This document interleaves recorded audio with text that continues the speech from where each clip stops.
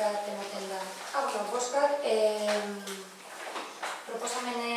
proposamenaren aldeko bozkak, PNV eta PSOE, gero honen kontrako bozka, orain sopela, eta abstentzioak Bildu eta DBT.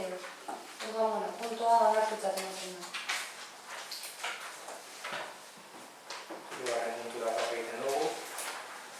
Hirugarren puntua, betebeharrak aitortzea Sercoin. Reconocimiento de obligaciones Sercoin.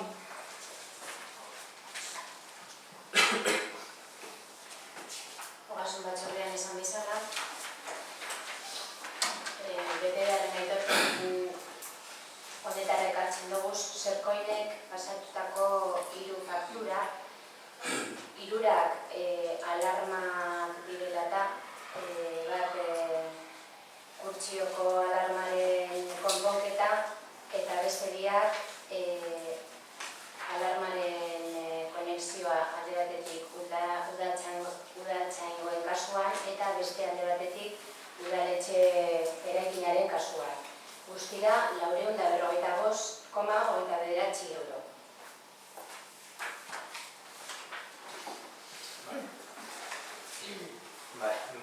Norbait ezeo zer gehitu nahi bat dau, Juantzu, sozietako, Teresa, Jon, Juli?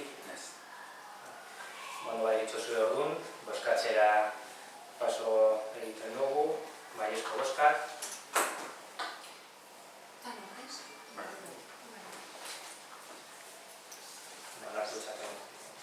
Puntua onartutzat ematen da.